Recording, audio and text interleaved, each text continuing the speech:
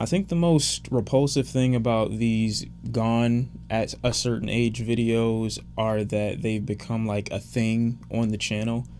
And despite in what context the artist meets their demise in, it still keeps happening. It's going to be a reoccurring theme. This isn't going to be the last that you hear of an artist going at a young age, but Juice WRLD was, at least to me, marketed as a lovey-dovey substance abuser, and I always had an issue with that.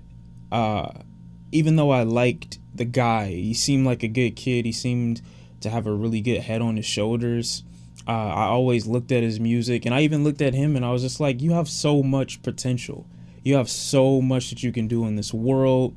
You have so much life to live. Your future is extremely bright. You're young. You seem somewhat goal oriented. I know it's not like my fault. I know it's not his fans' fault. I know it's not everybody else's fault. But when I see things like this, I just look at how long it takes for something to happen and how much time everyone watched. This is, of course, my assumption. We haven't gotten any reports or any details on the hows and the whys, but if those of you who know a little bit about substance abuse, this can be, withdrawal related. So even if he did do something like stop, it can still come back to bite him in the sense that his body may not be used to the change. The same thing happened with rapper Fredo Santana. When he stopped, he developed a seizure disorder after stopping Xanax. And I think that was like 8 months before his death. So for the people that don't believe that, drug use can like become a disease, your body becoming attached to these substances and you can just all of a sudden quit, it's almost like you become a slave to something that you did to get yourself out of a certain state of mind. And once you finally get yourself away from that state of mind, it draws you back in physically. I don't look at him like he really did anything wrong, to be honest with you. Obviously, he's made some decisions in his life, and clearly going to substances as a way out or a guide to help him solve his emotional grief or his mental traumas was not the way. But why weren't there any other ways, and we can't sit here and act so much better than Juice WRLD. I don't know what state of mind I would have been in had I got rich or famous at 18 or 19 years old off a hit single, blew up, and then had access to everything in the world to help me deal with my issues. Why wouldn't I go right to drugs? This lack of understanding that we have of our emotions, really puts everyone in a dangerous position, because we just go to the wrong things for dealing with issues that affect us every single day. And then those things that we go to end up developing an authority over our lives, convincing people to believe what conditions they can be under to experience happiness. And then you begin to get fixated on this idea that nobody can tell me better than my own body under what conditions I can be happy under, so you just believe nobody can help you. And we could get into a conversation about why, artists that are so young have access to literally the world. They have no counseling, no guidance. Their label executives want them to make their music, and then they toss them to the side, and they only hit them back up again when they want them to make another project. I hope they don't do with Juice WRLD what they did with XXXTentacion and make a bunch of posthumous, releases and albums filled with just voice memos and, vocal croaks. But there needs to be something said about feeling like you yourself is like an enemy, because it's much more than just telling yourself to think different if there's something going on the inside, like you have a legitimate problem or a legitimate issue that you're trying to address, and then you think that you got a little bit of a hold on it, and then physically you get drawbacks. It's like, how much power do I genuinely have if my body is shutting down when I'm trying to do something good? So I could understand at that point why someone would give in and say, this is clearly a problem that's bigger than my mental power. It's something that physically is taken over. I still believe there's something to be said about this idiosyncratic view that we have towards substance abuse as it pertains to our entertainment. The only way that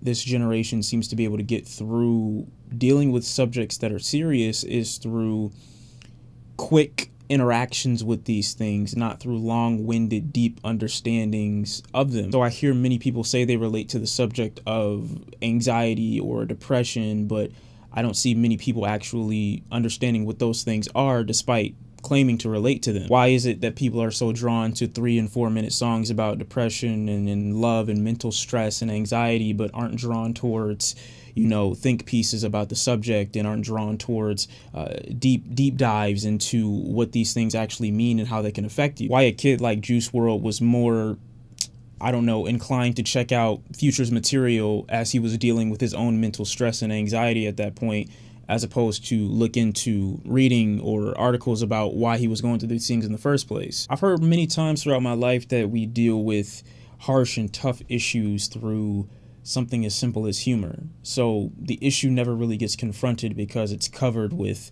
you know, what we look at through social media, like memes and, you know, quick little internet jokes, just to get people through the day so as not to deal with the realities of those situations as harshly. So over time, it builds up, and you feel like a lot of people experience the same things that you do, but they don't actually understand why it's happening or how to stop it. You go on an app right now, such as Twitter, you'll see tens of thousands, hundreds of thousands of memes about something as simple as depression, but you'll never see someone sitting down, going through lengthy paragraphs, articles after articles, think pieces after think pieces, mental reviews on FDA approved drugs to help deal with the problem.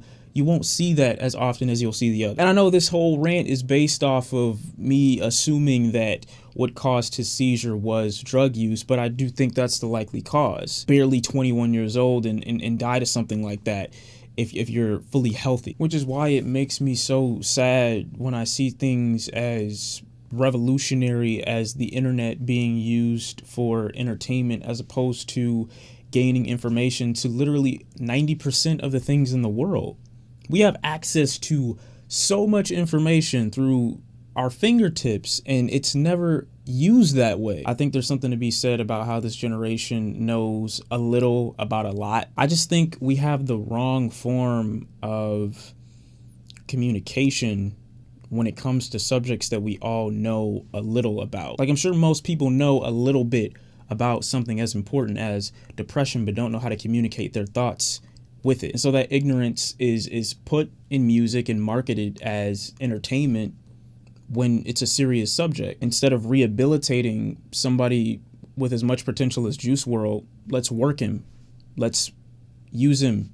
Let's sap him. I'm hearing what this kid is saying in all of his music.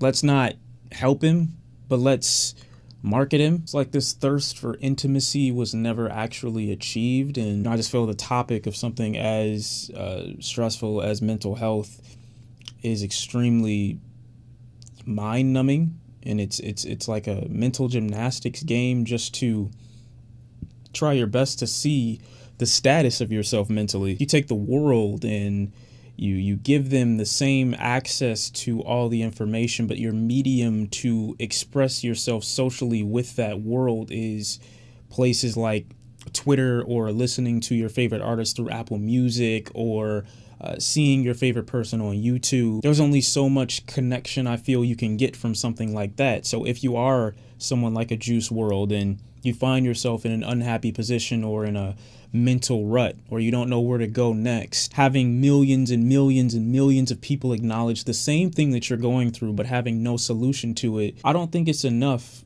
at least for me, to know that other people are going through the same thing that I'm going through if there's no solution to the problem that we're facing.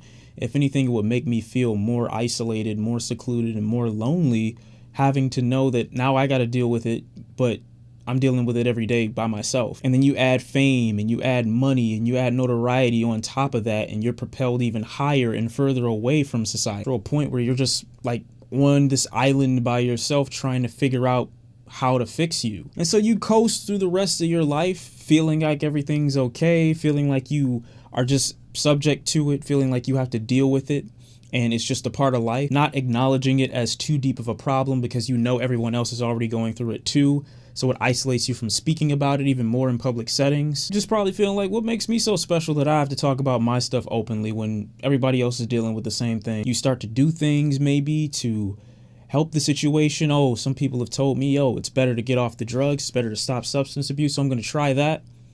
You feel like you're doing it, but your body experiences withdrawals. Or maybe you're still doing it and you just don't want to admit it. Why is it that so many people go through the exact same thing, and then the very thing that like connects so many people being the same thing that disassociates us from one another? Because feeling like so many people go through it, I shouldn't make a bigger deal out of me going through it because everybody else is going through it too. So let me just shut up and deal with it. The medium that I use to express myself through something like music being taken and used as entertainment when it's really how I feel. If how I feel and what I'm doing are 100% honest and wholeheartedly being put into my music, and that type of stuff is making people scream at crowds and making people or inspiring people to try it too, I'm not getting any closer to my solution. My problem is being used for my money. I don't know how to deal with people talking about, oh, now people are going to become fans of Juice WRLD because he's gone now. Incoming Juice WRLD fans, 3, 2, 1. If you weren't a fan of Juice WRLD, don't let those things get to you, because just showing remorse for another human being that lost their life at such a young age when they were clearly so talented and had so much promise and could have gone well off into the future, there's nothing wrong with that. You're not a clout chaser for expressing you know, your sadness over a situation like that, even if you weren't a fan. I just know he was far too talented and had too much potential to go the way he went, and at such a tragic young age. Y'all are free to express how you feel about it in the comment section, and yeah, have a good day. Don't think too harshly about it. I really don't know what to tell you, to be honest. Deal with it how you may.